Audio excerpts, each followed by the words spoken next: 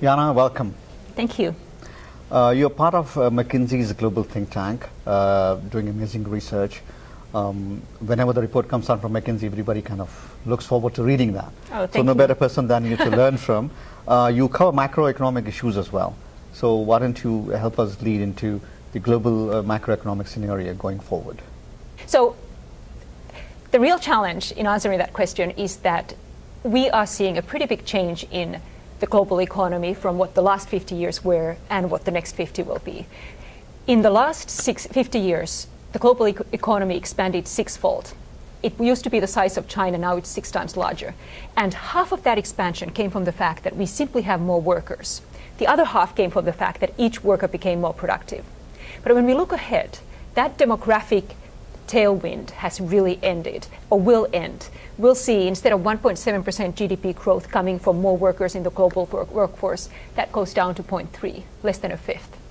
And that means that productivity really needs to be the global engine of global growth. And if we assume that productivity is going to continue at the rate of the past, we'll see GDP grow at 40% lower rate than in the past. So we really are seeing a pretty significant shift in the global growth prospects. And that means that we need to really be focusing on making each worker more productive, making the purchasing power of each consumer higher, because we will simply not be expanding the number of folks out there. It's interesting you say that, because the perception would be that with the advance of technology and being a flat world, we should already be there in terms of productivity and in terms of understanding what technology has enabled us.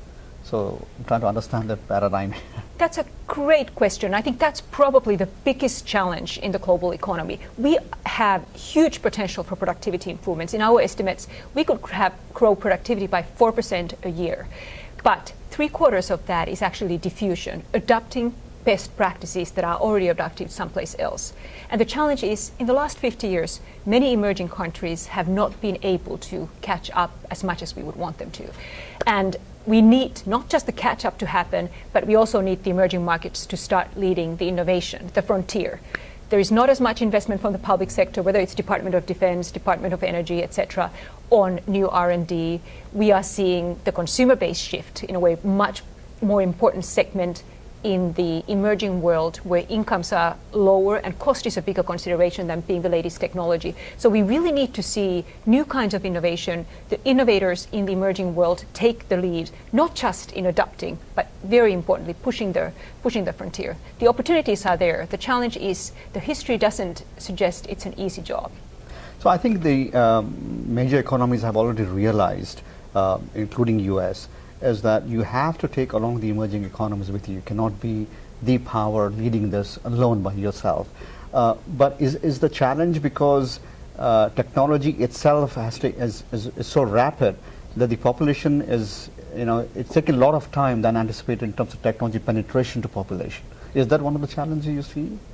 I think it's actually quite the opposite. Technology is not only innovations are happening faster, they are diffusing faster, and the costs are coming down faster. The challenge is that with aging, we actually see the economic metabolism, the turnover in many regions slowing down, which is not happening in many parts of the emerging markets.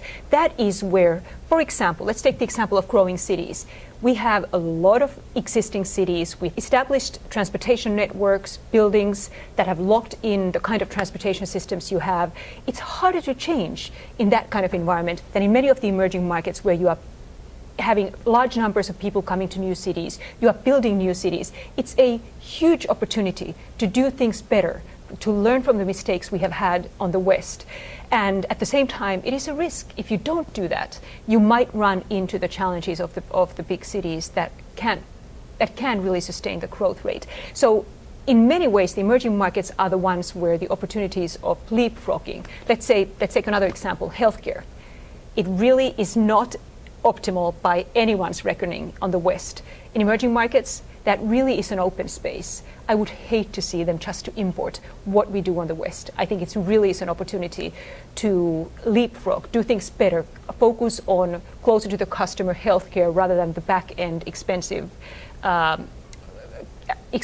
care of disease, if you want. And I think that is really why emerging markets are where things are happening today. That's where the opportunities are. And that's where India in many ways can be a leader. Healthcare, Aravind Eye Care, for example, has done exactly that, become one of the most productive eye operators in the world. So what are your recommendations then for countries like India, not just to emulate what has been done in the past, but now that you have an open space and a huge opportunity, learn the best practices, but also try to figure out what is the best model that's going to work for you? Absolutely. And I think on one hand, I think it's avoiding the downside risk. In many countries, India included, based on our research, a big barrier for the diffusion and adoption of better practices is a regulatory environment that restricts scale, restricts expansion. So, for example, regulations on company size or trade across states, etc., in different parts of the world. And I think these are restrictions that really limit the capacity of businesses to be the catalysts of change. So I think on one hand, avoiding some of the mistakes that we have seen happen, let's say in the West or even in some of the earlier emerging markets like in Latin America, but then at the same time really jumping at the opportunities, not being afraid to lead, because there is a lot of room for that, and I think the global economy needs it. It's the emerging markets that will I am very hopeful will be the engines of growth and will change of what we should expect. Well, Jaana, thank you for coming and sharing. For you and me and for the entire global population, I think there are good times ahead. Likewise, I hope so too. Thank you very much.